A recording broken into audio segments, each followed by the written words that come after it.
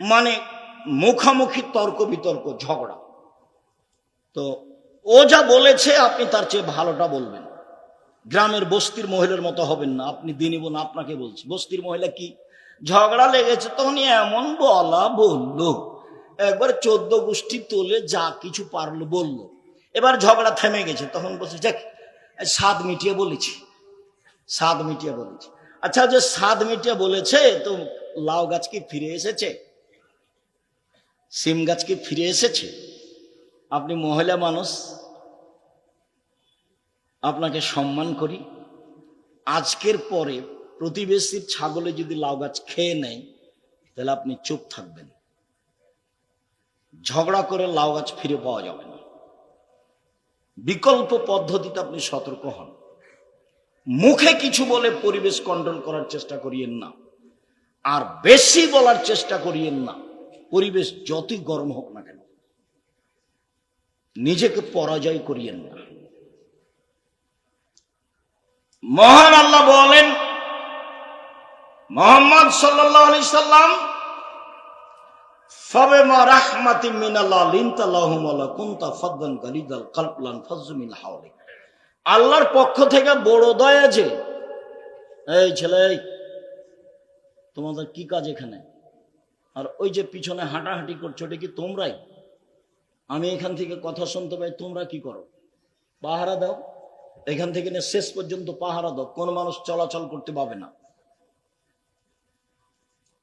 যারা চলাচল করছে তাদের বসতে অনুরোধ করো, না হলে চলে যেতে বাধ্য করো।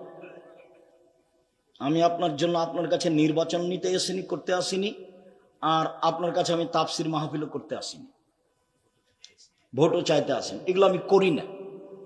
আমি আপনার জন্য এসেছি। আপনি যদি কোথাও গল্প করেন, তাহলে আপনাকে আমি নিম্ন শ্রেণীর মানুষ মনে করব এবং বলবো আপনার স্বভাব খারাপ, এবং বলবো আপনি ইতর শ্রেণীর মানুষ। নাহলে ওখানে বসে গল্প করছেন কেন? কেন গল্প করবেন? কি সাহস আপনার? কি ভিত্তি আপনার? কি বিদ্যা আছে আপনার? আপনি কেন ওখানে গল্প করছেন? আমি তো আল্লাহ আল্লাহ রাসূলের কথা বলছি, আমি তো আপনার জন্য এসেছি। সম্মানিত দিনী ভাই, মুহাম্মদ সাল্লাল্লাহু আলাইহি সাল্লাম, আল্লাহর পক্ষ থেকে বড় দয়া যে আপনি নরম আচরণের হয়েছেন।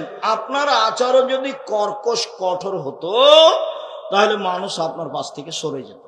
শোনেন, এক, ফাফু আনহুম, মানুষকে মাফ করেন। যারা যে অন্যায় করেছে তাকে মাফ করেন। আপনার জীবনটা শুধু মাপ, শুধু খালি মাপ করেন। দুই, আস্তাগফির লাহুম, যারা আপনাকে গালি দিয়েছে, ওতে যে পাপ হয়েছে, আপনি আল্লাহকে বলেন, আল্লাহ, ও আমাকে গালি দিয়ে যে পাপ হয়েছে, এটা তুমি ক্ষমা করে দাও। তাহলে আপনার প্রতিপক্ষ আপনাকে গালি দিয়ে যে পাপ হয়েছে, সেটা এখন কি করতে হবে? আপনাকে বলতে হবে যে আল্লাহ, ওকে কি করে দাও? ক্ষমা করে দাও। এটা তো সামাজিক গতির উল্টা হয়ে গেল। ও যদি গালি দেওয়ার পরে বিপদে পড়ে, তাহলে আপনি বলবেন ঠিক হয়েছে, ঠিক হয়েছে, ঠিক হয়েছে, উচিত। মানে স্বভাব কি জিনিস কারো জানা নেই। আর এসব নির্বাচন, এসব দলীয় এগুলো আসার পরে মানুষ একবারে চরিত্র কি জিনিস তা ভুলে গেছে। মানুষের স্বভাব, স্বভাব বলে কোনো জিনিস নাই, খাসলত বলে কোনো জিনিস নাই। ভালো কোনটা জিনিস, এটা মানুষ হারিয়ে দিয়েছে। ও মানুষের টাকা মেরে খেয়ে ও হজ করতে গেছে, মানুষকে গালি দিয়ে জেল হাজতে সুন্দর করে দিয়ে হাজত দিয়ে বলছে কোথায় গেছে? ওমরা করতে গেছে। এভাবে ধর্ম এভাবে পালন করছে, অত সহজ নয়। সম্মানিত দিনী ভাই বোন, আজকে এখান থেকে উঠতে হবে মাটির মানুষ, মাটির মানুষ হয়ে। প্রতিশোধ নেই, পিছনে কথা বলা নেই। প্রতিশোধ নেই আর পিছনে কথা বলা নেই। জীবনে কোনোদিন মানুষের বদনাম করব না, জিন্দেগিতে করব না। যা হবে হবে। আমাকে যদি একবারে লুটে খেয়ে নেয়, ধুয়ে ছেড়ে দেয়, তবু আমি তার কথা মুখে নিব না। যে কোনো মূল্যে আসতেই হবে এই কথা। পৃথিবীর মানুষ, তোমরা দুইটা জিনিসের জিম্মেদারি নাও, জান্নাতে কিভাবে নিয়ে যেতে হবে সেটা আমি দেখব। এক, মুখ মুখ ব্যবহার করো না, কারো বদনাম করো না, কারো গীবাত করো না, কাউকে অপমান করো না, কারো ক্ষতি করো না। দুই, জেনা করো না। বাকিটুকু আমি দেখব। হাদিস তো বুখারী মুসলিম। বাকিটুকু জান্নাতে কিভাবে নিয়ে যেতে হয় সেটা আমি দেখব। মুহাম্মদ সাল্লাল্লাহু আলাইহি সাল্লাম মানুষকে মাফ করুন। দুই, মানুষ যে আপনাকে গালি দিয়ে পাপ করেছে এর জন্য আপনি আল্লাহকে বলেন, আল্লাহ ওকে ক্ষমা করে দাও। এটা আমাকে আপনাকে করতে হবে, ওরই জন্য ক্ষমা চাইতে হবে। মহান আল্লাহ বলেন, আল্লাযীনা ইনফিকুনা ফিস সাররাই ওয়াল যাররাই ওয়াল কাযিমিনাল গায়জ ওয়াল আফিনা আনিন নাস। জান্নাতে যাওয়ার তিনটা পথ। এক, সচ্ছল অসচ্ছল উভয় অবস্থায় দান করতে হবে। সুলতানগঞ্জের এটা কওমি মাদ্রাসা। ভারত, বাংলাদেশ, পাকিস্তানে কোরআন হাদিস টিকিয়ে রাখার একটাই মাধ্যম হচ্ছে কওমি মাদ্রাসা। আমরা কওমি মাদ্রাসাতেই পড়েছি, কওমি মাদ্রাসায় শিক্ষকতা করি, আমাদের জীবন কওমি মাদ্রাসার উপরেই আছে। বিদ্যে, ইসলাম, ধর্ম, কোরআন হাদিস টিকিয়ে রাখার এটাই মাধ্যম। আপনারা এত লোক আছেন এলাকায়, টাকা পয়সা ইনকাম করেন, আর আপনাদের কওমি মাদ্রাসার 7 মাসের বেতন বাকি থাকে। এটা কেমন হয়ে গেল কথা না? তা হবে কেন? জামিয়া সালাফে মাসে 40 লক্ষ টাকা বেতন লাগে। জামিয়া সালাফে কোনো বিত্তশালী দিয়ে চলে না। জামিয়া সালাফে কোনো সংস্থা দিয়ে চলে না। জামিয়া সালাফে কোনো বৈদেশিক টাকা দিয়ে চলে না। সালাফের অধীনে কোনো কোম্পানি নেই। জামিয়া সালাফি চলে কচুর পাতার পানি, যেমন কচুর পাতার পানি বাতাস আসলে এ পড়লো এ পড়লো এ পড়লো, এরকম। আপনি কিছু দেন, আমি কিছু দিই, 2000 5000 দিয়ে, এভাবে জামিয়া সালাফিয়া চলে। প্রত্যেক দিন বিকালে 40,000 থেকে 50,000 থেকে লাখের মতো বিল আছে প্রত্যেক দিন। তো আপনারটা এরকম অসহায় থাকবে কেন? ইবাদতের জগতে সবচেয়ে শক্তিশালী ইবাদত হলো দান। দানই একটা ইবাদত যেটা একটা থেকে আরেকটা ঘটাতে পারে। হজ পারে না, রমজান মাসের সিয়াম পারে না, রোজা পারে না। দানই একটা জিনিস যেটা একটা থেকে আরেকটা ঘটাতে পারে। কি ঘটাতে পারে? আপনি আপনার বাপ মায়ের নামে দান করলেন, কবরের শাস্তি বন্ধ হয়ে যাবে। এটা আমি বলিনি, এ কথা মুহাম্মদ সাল্লাল্লাহু আলাইহি ওয়াসাল্লাম বলেছেন। কি হতে পারে? আপনার উপরে আল্লাহ খুব ক্ষিপ্ত, আপনাকে জাহান্নামে দিয়ে দিবেন। দান করলেন, তখন আল্লাহ ওটা মিটে গেছে, রাগ মিটে গেছে, আর কথা নেই। কি হতে পারে? দান করলে পানি দিয়ে যেমন আগুন নিভিয়ে যায়, দান দিয়ে তেমন পাপ মিটে যায়। একজন সাহাবী এসে বলছেন, আল্লাহ নবী, আমার মা হঠাৎ মারা গেছে, কথা বলতে পারলে দান করতেন, আমি দান করলে আমার মায়ের নেকি হবে কি? বলে, নাম, হ্যাঁ হবে। হাদিস বুখারী মুসলিম। একজন এসে বলছে, আল্লাহ নবী, আমার আব্বা মারা গেছেন, জমি জায়গা ছেড়ে গেছেন, কোনো ওসিয়ত করে যাননি, আমি যদি আমার বাপের নামে দান করি তাহলে আমার বাপের পাপ মিটে যাবে কি? আল্লাহর নাম, আল্লাহ রাসূল বলেন হ্যাঁ। তখন তিনি বলেননি ছোট পাপ বড় পাপ, তিনি বলেছেন মিটে যাবে। তা বাপের বাড়িতে থাকছেন, খাচ্ছেন, বাপের জন্য কি করলেন, মায়ের জন্য কি করলেন? বেঁচে ছিল তখন তো মন ভরে গালি দিয়েছে, মন খারাপ খুব, মা সবচেয়ে খারাপ মানুষ, অনেক কিছু করেছেন, একটু পরে আসছে। সম্মানিত দিনী ভাই বোন, সচ্ছল অসচ্ছল অবস্থায় দান করলে জান্নাত হবে। এক। দুই, অল কাযিমিনাল গায়জ, রাগ দিয়ে কোনো কাজ নিতে হবে না। আমি আমার চোখে দেখা, যেহেতু আমি দিয়াড়ের মানুষ, কাজে আমি দেখেছি এই লোকগুলো স্ত্রীর উপরে একটুকু শুকরিয়া আদায় করে না, কৃতজ্ঞতা প্রকাশ করে না। আরে ভোর রাতে উঠে জাঁতাতে আটা পিসেছে, ঢেঁকিতে ধান ভেঙেছে, তারপরে এসে গরুগুলো বাইর করেছে, দিয়ে রুটি তৈরি করেছে, রুটি তৈরি করে মাঠে দিয়ে পাঠিয়েছে, তারপরে গোহিল পরিষ্কার করেছে, তারপরে নোন্দা তৈরি করেছে, তারপরে লোকটা এসে দেখছে যে লাইনতে পানি দেয়, তখন বলছে, তুই মুখের বাচ্চা, মুখ লাইনতে পানি দিস নি কেন? যে ভোর রাত থেকে এতক্ষণ করলো, ওই একটুকু দাম দেয় না। মানে এইটুকু কাজের সরিষা সমপরিমাণ তার কাছে দাম নেই। এটা আমার দুই চোখ দিন রাত দেখছে। কই আপনি তো বলতে পারলেন একবার জাযাকাল্লাহ খায়ের, তুমি অনেক কাজ করেছো, ভোর রাত্রে উঠে পিষেছো, এগুলো রেডি করেছো, আটা সেনেছো, রুটি বানিয়েছো, তারপর বাড়িতে আগুন ছিল না, পাশের বাড়ি থেকে আগুন নিয়ে এসেছে, সব আপনার চোখের উপরে আছে। এরপরে আপনি একটু শুকরিয়া আদায় করতে পারলেন না, জাযাকাল্লাহ খায়ের বলতে পারলেন না। আর সারা জীবনে এখন থেকে যদি মরা পর্যন্ত থ্যাংক ইউ বলেন তো এক নেকিও হবে না। এখন থেকে যত মানুষের উপকার করছে সবাইকে কি বলবেন? Thank you. কিয়ামত পর্যন্ত বললে এক নেকিও হবে না। কি বলতে হবে? জাযাকাল্লাহ খায়ের। তা আপনি যে এক গিলাস পানি দিলেন, তো আমি বললাম জাযাকাল্লাহ খায়ের, তো এক গিলাস পানির প্রতিদান দিতে আমি কাকে বললাম? আল্লাহকে বললাম। আরে আমি যদি উত্তর দিতাম আপনার এক গ্লাস পানির, তাহলে আমি বলতাম 5 টাকা নাও, তুমি কাজটা করে দিলে, এটা নিয়ে করতাম। কিন্তু আমি প্রতিদান দেওয়ার জন্য কাকে বললাম? আল্লাহকে। এবার এমন একজনকে বলেছি আপনি আমেরিকায় বিপদে পড়েছেন, লন্ডনে, তখন আমার এই কথাটা আল্লাহর কাছে আছে, এতে একদিন পানি দিয়েছিল এক গ্লাস, তো উনি তো বলেছিলেন জাযাকাল্লাহ খায়ের, আচ্ছা ঠিক আছে আমি দেখছি। ও তো সর্বশক্তিমান, কোনো ব্যাপারই নয়। সম্মানিত দিনী ভাই বোন, রাগ দিয়ে কোনো কাজ দিবেন না, স্ত্রীকে মারবেন না, গালি দিবেন না, লবণ বেশি হয়েছে বেশি কথা বলবেন না, ভাইয়ের সাথে ঝগড়াঝাটি করবেন না। রাগ নিয়ে কোনো কথা নেই। রাগ দিয়ে কোনোদিন কোনো কাজ নিতে হবে না। রাগ দিয়ে কাজ নিলেই ভুল হবে। আর দিনী বোনদের বলি একটু এখন মনে রাখবেন, 1 মিনিট, এই মেয়ে কথা বলছো কেন? জি, জীবনে আপনি মহিলা মানুষ 2টা কাজ করবেন না।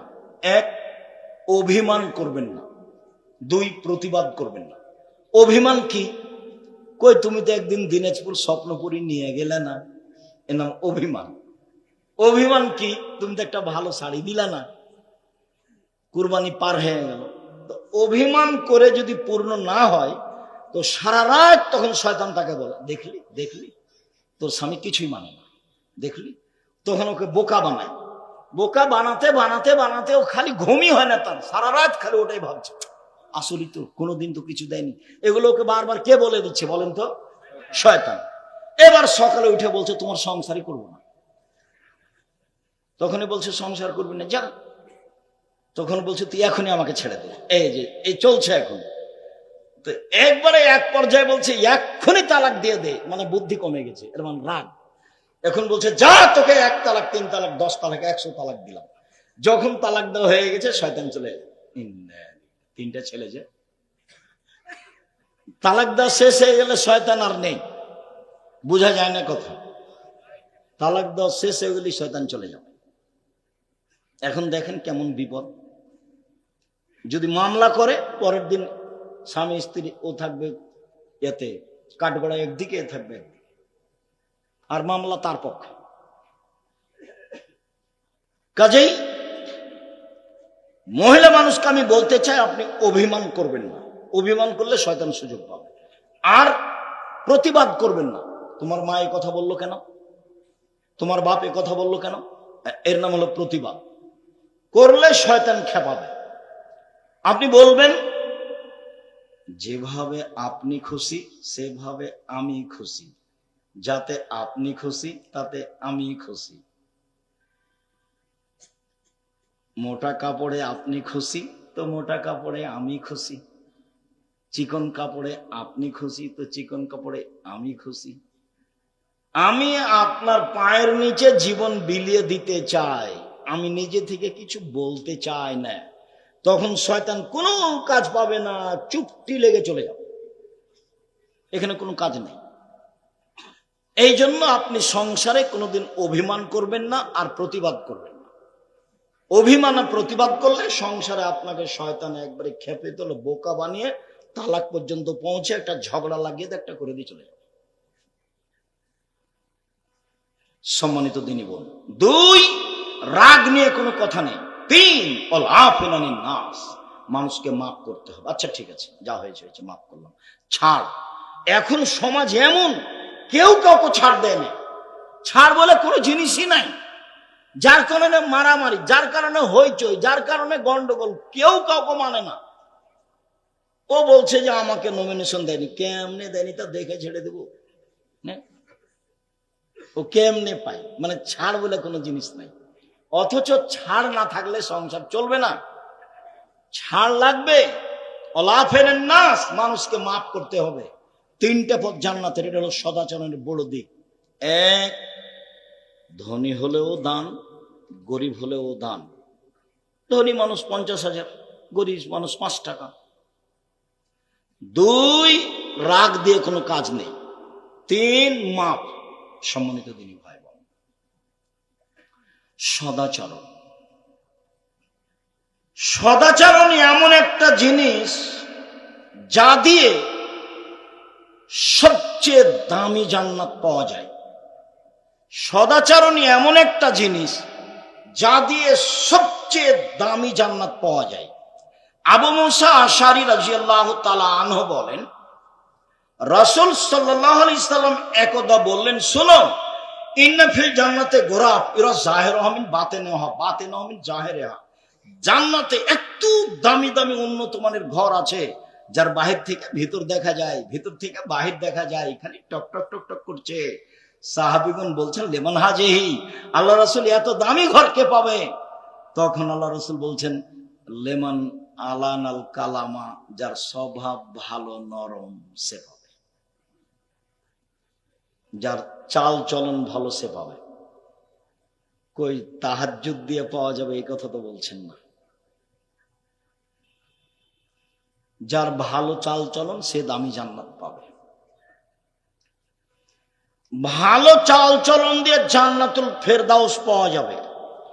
এমন কোন ইবাদত নাই দুনিয়াতে যার বিনিময় সরাসরি জান্নাতুল ফেরদাউস, শুধুমাত্র ভালো ভালো চাল চলন ছাড়া। উমামা বাহিনী রাদিয়াল্লাহু তাআলা আনহু বলেন, রাসূল সাল্লাল্লাহু আলাইহি সাল্লাম বলেন, পৃথিবীর মানুষ মনে রেখো, আনা জাইমুন বে বাইতিন লিমান তারাকাল মেরাহ ওয়া ইন কানা মুহিক্কা। কেউ যদি তর্ক ছেড়ে দেয়, সত্য হলেও তর্ক করবে না। আব্দুর রাজ্জাক সাহেব এটা বলেছেন, আরে না এটা বলেছেন, আরে না এটা বলেছেন, ঠিক আছে আমি গেলাম, আসসালামু আলাইকুম, আপনার সাথে কোনো কথা নেই। সত্য হলেও কেউ যদি তর্ক ছেড়ে দেয়, আমি মুহাম্মদ সাল্লাল্লাহু আলাইহি সাল্লাম তাকে জান্নাতে একটা ঘর নিয়ে দেব। 1, 2, অবে বাইতিন ফিরাবাজিল জান্নাহ লিমান তারাকাল কিযবা ওয়া ইন কানা মাযিহ। মজাক করে হলেও যদি মানুষ মিথ্যা কথা না বলে, তাহলে আমি তাকে জান্নাতের মাঝামাঝিতে একটা ঘর নিয়ে দেব। মিথ্যা কথা বলা হবে না। মিথ্যা দিয়ে সমাজ গড়া। এখন সমাজ কি দিয়ে গড়া? মিথ্যা দিয়ে। ধোঁকাবাজ, মিথ্যুক, শয়তান, নিম্ন শ্রেণীর মানুষ। বাপে বলছে যে মিথ্যা কথা বলে পার হয়ে গেছিস বেটা, ভালো হয়েছে, তুই বুদ্ধিমান বেটা। ও হলো ধূর্তু। যে মিথ্যা কথা বলে সে হলো ধূর্তু, চালাক। ও বুদ্ধিমান নয়, ও খারাপ, ও ইতর শ্রেণীর মানুষ, ও নিম্ন শ্রেণীর মানুষ। ওর বাপ যদি ওকে সহযোগিতা করে, ওর বাপও ইতর শ্রেণীর মানুষ। সদাচরণ কি জিনিস তা জানেন। এই ছেলে, সম্মানিত দিনী ভাই বোন, এবার আল্লাহ রাসূল বলছেন, আলাল জান্নাহ লিমান হাসানা খুলুকাহু। কেউ যদি তার চাল চলনকে ভালো করে, আমি মুহাম্মদ সাল্লাল্লাহু আলাইহি ওয়াসাল্লাম তাকে জান্নাতুল ফেরদাউস নিয়ে দেব। এইবার জীবনে কোনোদিন আপনি মহিলা মানুষ ননদের সাথে ঝগড়া করতে পাবেন না। স্বামীর পক্ষ হয়ে ননদের বিরুদ্ধে মুখ খুলবেন না। ননদ যা বলছে বলছে। জীবনে কোনোদিন আপনি জায়ের সাথে ঝগড়া করবেন না। বড় যা যা বলেছে বলেছে, মুখখান বন্ধ রাখবেন। আর জায়ের সাথে যদি গন্ডগোল হয়ে থাকে, তাহলে আজকেই সব ভোর হতে ক্ষমা নিতে হবে। আমি কি ঝগড়া করেছি, আমি কি ঝগড়া করেছি, আমার বড় যাইতে ঝগড়া লাগেছে, আমি বড় যাই, আমার কি ঠেকাবা দিয়েছে, আমি কেন যাবো কথা বলতে, আমি কেন যাবো কথা বলতে। এটি কি ভালো চাল চলন হলো?